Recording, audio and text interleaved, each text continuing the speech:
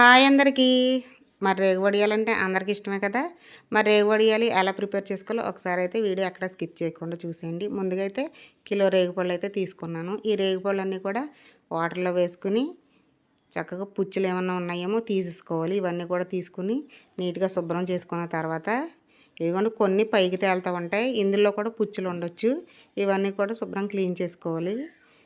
ఇదిగోండి ఇలా క్లీన్ చేసుకున్న తర్వాత అయితే ఒక్కొక్క రేగుపండు కూడా గింజలు సపరేట్గా తీసుకుని మొత్తం ఇదిగోండి ఇవన్నీ కూడా గింజలలో సపరేట్గా తీసుకోవాలి. సపరేట్గా తీసుకుని రేగు వడియాలకి ఇలా పుచ్చులు ఉన్నాయో లేదో ఒక్కొక్కసారి ఇలాగా పురుగులన్నీ కూడా చూసుకోవాలి. పురుగులు ఉన్నాయి తీసి పడేసుకుని చక్కగా ఇలా ఫ్రెష్గా ఉన్న రేగుపళ్ళన్నీ కూడా తీసుకోవాలి. ఇదిగోండి ఇది గుజ్జు అయితే ఇలా వస్తుంది కదా. మరి ఇప్పుడు రోట్లో వేసుకుని దంచుకోవాలి కదా. దానికైతే ఒక 5-6 పచ్చిమిర్చి, అలాగే కొంచెం ఉప్పు, అలాగే జీలకర్ర, బెల్లం అయితే రుచికి సరిపడగా వేసుకోవాలి. ఎందుకంటే బెల్లం ఎక్కువ వేసుకుంటేనే రేగువడి అనేది టేస్టీగా ఉంటుంది. ఇప్పుడు రేట్లో అయితే ముందుగా జీలకర్ర, అలాగే ఇదిగోండి పచ్చిమిర్చి ఒక 7 పచ్చిమిర్చి తీసుకున్నాం కదా. అవి కూడా వేసుకుని అయితే రోట్లో దంచుకుంటూ ఉండాలి కచ్చాబచ్చగా. మరి చిన్నప్పుడు కొట్ల దగ్గర రేగువడియాలు దొరికితే ఇష్టంగా తినేసేవాళ్ళం కదా. మరి అలా ఎలా చేస్తారు? పురుగులే వేయొచ్చు ఇయ్యోటి వేసేస్తూ ఉంటారు. అలాగే చెత్త చెదారం తినకుండా మనం ఇంట్లోనే ఇలా ప్రిపేర్ చేసుకుని చక్కగా పిల్లలకు కూడా పెట్టవచ్చు. ఎందుకంటే ఇష్టంగా తింటారు పిల్లలు. మరి ఈ విధంగా నలిగిన తర్వాత ఇందులో అయితే సాల్ట్ వేసుకుని ఇలాగ మరొకసారి దంచుకుంటూ ఉండాలి. ఇలా దంచుకున్న తర్వాత అయితే ఇందులోనే 3 ఎండుమిర్చి కూడా వేస్తున్నాను నేను. మరి ఇవన్నీ కూడా ఇలా దంచేసుకున్న తర్వాత ఇదిగోండి 1 కప్పు బెల్లం అయితే తీసుకున్నాను కేజీకి. ఇలాగ బెల్లం ఎక్కువ వేసుకుంటే టేస్ట్ అనేది చాలా బాగుంటాయి రేగు వడియాలు. ఎందుకంటే కారం, పులుపు, అలాగే జీలకర్ర, తీపి కూడా వేస్తున్నాం కదా.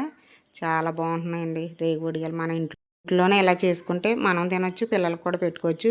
మరి కొట్ల దగ్గర దొరుకుతూ ఉంటాయి కదా ప్యాకెట్లో, ఆ రేగు వడియాల కంటే మనం చేసుకుని అయితే చాలా బాగుంటాయండి. ఎందుకంటే ఈ విధంగా చేసుకుంటే రేగు వడియ టేస్ట్ అనేది అదిరిపోతుంది.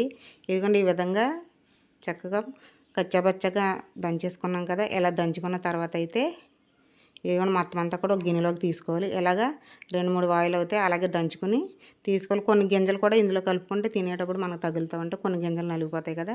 ఇదిగోండి మరి ఎండలోకి తీసుకొచ్చిన తర్వాత ఇలా రేగు వడియాలు డైరెక్ట్గా పెట్టేసుకోవచ్చు. కాకపోతే ఇవి ఎండటానికైతే లేట్ పడుతుంది. ఒక 5 రోజులు ఖచ్చితంగా పడుతుంది.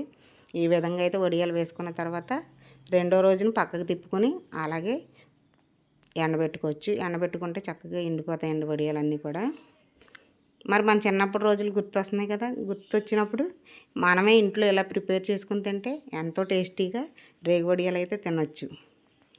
చాలా చాలా బాగుంటాయండి. పులుపు, కారం, అలాగే తీపి మనం అన్నీ కరెక్ట్గా వేసుకుని చేసుకుంటే రేగు వడియాలు అనేవి చాలా బాగుంటాయి. మనకి తినడానికి కూడా చాలా బాగుంటాయి. పిల్లలు కూడా చాలా ఇష్టంగా తింటారు ఇలా చేస్తే. మరి మీరు కూడా ఇలాగ రేగు వడియాలు ప్రిపేర్ చేసుకుంటారు కదా. ప్రిపేర్ చేసుకొని మరి ఇంట్లోనే తింటే రేగు వడియాలు టేస్టే వేరండి. మరి ఈ రేగు వడియాలు వీడియో మీకు నచ్చిందా? మీకు నచ్చితే వీడియోకి అయితే ఒక లైక్ చేయండి. అలాగే మరిన్ని వీడియోల కోసం మా ఛానల్ని అయితే సబ్స్క్రైబ్ చేసుకోండి. మీరు మాత్రం చక్కగా ఇంట్లోనే ప్రిపేర్ చేసుకుని ఇలా పిల్లలకు పెట్టుకోవచ్చు, మీరు తినొచ్చు. చాలా చాలా బాగుంటాయండి. ఇలాగ 5 రోజులు ఎండిన తర్వాత ఇదిగోండి ఇలా ఒక డబ్బాలో వేసుకుని చక్కగా నిల్వ చేసుకోవచ్చు. ఎన్ని రోజులైనా సరే బూజు పట్టకుండా ఉంటాయి. చూడండి ఎంత బాగున్నాయో, చూస్తుంటే నోట్లో నీళ్ళు వచ్చేస్తున్నాయి కదా. మరిన్ని వీడియోల కోసం అయితే మా ఛానల్ని అయితే సబ్స్క్రైబ్ చేసుకోండి.